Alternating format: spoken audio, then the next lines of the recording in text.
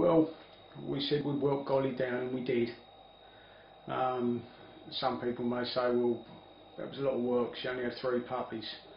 But we produce litters of 5s and 6s. We even had one bitch, there was 2 litters, one of 8 and one of 9, and she self-whelped them. The fact being, Golly pushed hard and worked for probably 10 hours, and you know, she pushed right to the end. She could have pushed out more puppies. In our experience, the more puppies you get, just the quicker they come through. So, you know, the fact that she had 3, if she'd have had 6, there just would have been not 2 or 3 hours in between, there'd have been an hour and a half in between. She'd have still done it. It doesn't always work. Sometimes they'll whelp half the litter and then just stop pushing. They've just had enough, they're exhausted. Then it becomes a medical emergency. You're going to need veterinary help. You can go to the vet, he can give them a shot of oxytocin, that can get the contractions going again, and you know, hopefully you can pass the puppy and everything moves on again. Sometimes we've even had it that we've given up, and the drive to the vets, on the way there we've had to pull over in lay-bys because just their drive there has got things moving again, and puppies have started coming even while we're driving up to the vet, and then we turn up there and we've called him up at 2 or 3 o'clock in the morning and he's got there and sent us back home again. Don't assume that your bitch can't produce a litter, and equally don't assume that she can produce a litter without any sort of, you know, veterinary intervention. Having a litter is natural. A caesarean section is it's emergency surgery. Golly didn't need emergency surgery. She had a litter, and there you go. We've self-whelped around 8 litters at Hill Place over the years, and we'll continue to take that route and hopefully give the bitch the chance, at least get her into labour. She start to push, and then we'll sit there and we'll look at her for a couple of hours of pushing. When she's really pushing down, not just a couple of little grunts, but really bearing down and really pushing. If she's not produced anything over a couple of hours, you'd have already informed your vet anyway. Even if you have no intention of going to them, you know, it's just common sense to let them know that things are underway. And then you may need to go down there, and then you can talk, well, you know, perhaps we can get some oxytocin jabs going in here, and hopefully she'll push a little bit more.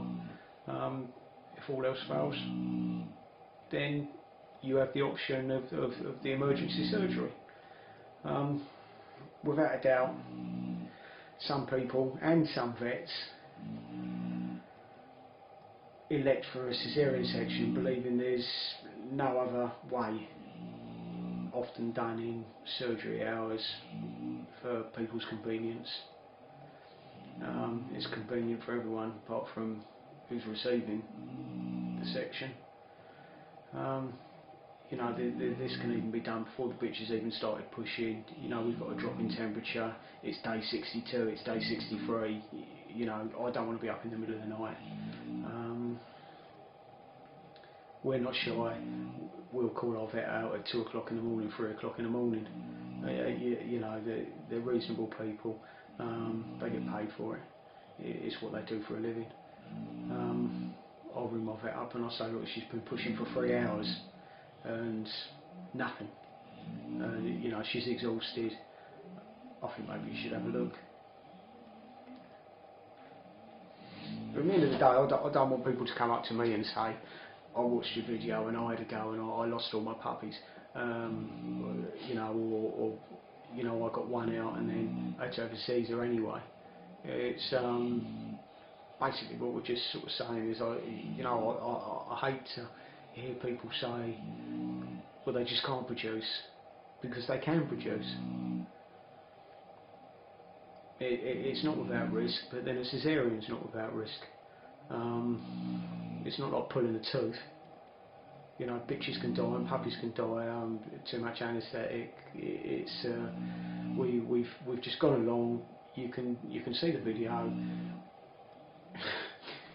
I can hear his Marley snoring in the background. You can see the video. She's a standard sized girl. She's fit. She's active. We've used a champion dog. He's an international champion. He's a standard weight sized dog. I don't want to put a massive dog on my bitch. I don't want to really breed from a bitch that's not got the stamina or the fitness to go through what Golly's gone. You've seen it. It's not easy. But it's nature. Lastly, I'd probably suggest that you talk to people if you're thinking maybe I'm not going to run straight down to the vet and say, oh, she started pushing, let's get in there, let's open her up. Maybe just beforehand you just talk to people, say that have you, it's your choice. At the end of the day, Golly's sitting in a basket. She's got her babies. Her babies are healthy. Sometimes we've gone down the road with the caesarean, and it does happen. We know that. There's no denying it. But I've looked at the girls, and sometimes they look like they've been kicked around the surgery. They come back and they've suffered so much from that. And she's as right as rain. All she needed was a sleep and a meal. And she's so happy, and the pups are so healthy.